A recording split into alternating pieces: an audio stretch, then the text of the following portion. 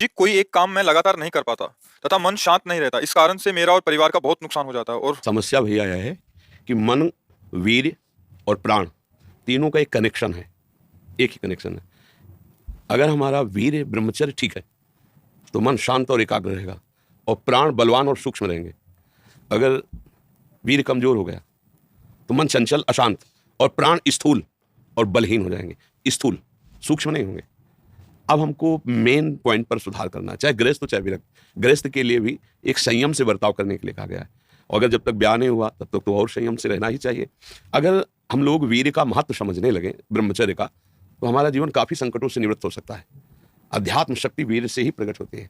जब हम ब्रह्मचर्य से रहते हैं, भजन करते हैं, मान लो गृहस्थी में है, भगवान कश्यप जी 10,000 वर्ष तक ब्रह्मचर्य रहे। फिर उन्होंने माता विनता के गर्भ में, जानते कौन पैदा हुआ? भगवान गरुड़ जी पैदा हुए। कितने बलशाली, भगवान के वाहन, पूरे विश्व ब्रह्मांड को अपने एक पंखे में रख के उड़ सकते हैं। 10,000 वर्ष भजन किया तो फिर गरुड़ जी पैदा हुए। अगर गृहस्थी में भी है, संयम से रहकर भजन करके, फिर तो बुद्धिमान, ज्ञानवान, बलवान बालक पैदा होगा। मुझे लगता है ब्रह्मचर्य की तरफ से हमारे समाज की दृष्टि हटती चली जा रही है। मनोरंजन के भाव में वो ब्रह्मचर्य, इसलिए हमारा मन अशांत। बोलो, अब इस समय आप यौवन अवस्था में हो, इस समय तो उत्साह रग रग में रहता है, नहीं, चेतना रग रग में रहती है। हम नए बच्चों को देखते हैं उत्साहहीन, मतलब जैसे डिप्रेशन में हो, चेहरा देखकर ऐसा लगता है जैसे परेशान हो। क्यों परेशान है? क्योंकि आंतरिक जो शक्ति सपोर्ट करने वाली है। अब मन जिस विचार में फंसा देता है, बिना मतलब फंसाए, कोई भय नहीं, वो भय दे रहा है। कोई शोक का कारण नहीं, वो शोक दे रहा है, चिंता दे रहा है। किसी भी कार्य को करो, इतना संशय पैदा कर रहा है, पता नहीं काम सफल होगा कि नहीं सफल होगा, कहीं ऐसा तो नहीं हो जाएगा, कहीं ऐसा, तो वो अशांत रखता है। और जब ब्रह्मचर्य, ऐसा कैसे हो सकता है? बल है ना, अध्यात्म बल, शारीरिक बल की बात नहीं कहते। ऐसा कैसे हो सकता है? यदि एक बार ऐसा हुआ तो 1000 बार मैं प्रयास करूंगा और इस पर विजय। वो मतलब जिद्दी स्वभाव, एक निष्ठा, उसी से आती है, उसी से। ये जो संत महात्मा बड़े बड़े कष्टों को रौंद करके वो मेन पावर है।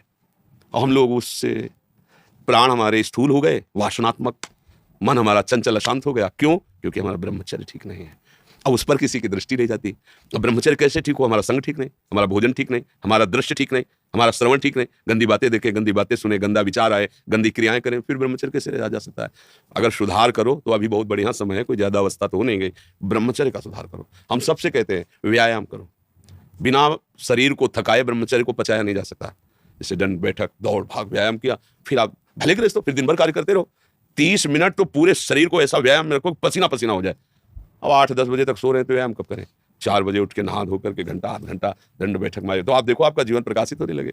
ये नहीं कहते कि बाबा जीवन, गृहस्थी में भी, गृहस्थी जीवन कोई साधारण इतना बड़ा बोझा लाद के चलना है परिवार का। शरीर स्वस्थ नहीं, विचार ठीक नहीं, तो क्या है? अभी कुछ दिनों ऐसे अगर आचरण ढीले रहे तो शरीर ऐसे भयानक कमजोरी से युक्त हो जाएगा कि आपको सब कहेंगे प्रमादी पड़ा रहता है, कुछ करता नहीं। इसलिए समझ जाओ, ब्रह्मचर्य ही परम तप है, ब्रह्मचर्य ही परम धन है, ब्रह्मचर्य परम एकाग्रता है। एकाग्रता ब्रह्मचर्य से आती है। आंख मूंदो या खुली रखो, अगर ब्रह्मचर्य ठीक, एक शीतलता, एक गंभीरता, और जिधर दृष्टि लगा उधर एकदम चिपक जाएगी जाके। जैसे भजन में, नाम में, एक, या आप संसारिक कार्य में बहुत अच्छा कार्य करोगे। अगर आपका ब्रह्मचर्य ठीक ना, तो जिधर बहुत अच्छा कार्य करोगे। तो शरीर में दम ही नहीं है। यंत्र का जमाना हो गया है। पहले खेती जोतते थे ना किसान, एक फार वाला होता था और पूरे खेत को उसी से जोतला है। बलवान होते थे, 2 लीटर मठा, 8 रोटी पाए, बैल की जैसी ताकत। अगर बैल को नाथ पकड़ के रोक ले तो वो वही खड़ा हो जाए। और आज अब ट्रैक्टर से जोती है, कोई मेहनत लगनी नहीं है। तो ये शरीर का हम लोग बहुत बुरी तरह से पतन कर रहे हैं। बड़ा कीमती शरीर है, हाँ, इसमें बहुत चेतना की आवश्यकता है। संसार में रहते हुए भगवान का, सत्य का मार्ग चयन करके हमें भगवत प्राप्ति करनी है। अरे कम से कम जितनी ऊंचाई पे आ गए उससे नीचे तो न जाए। सुअर कुत्ता तो न बनना पड़े।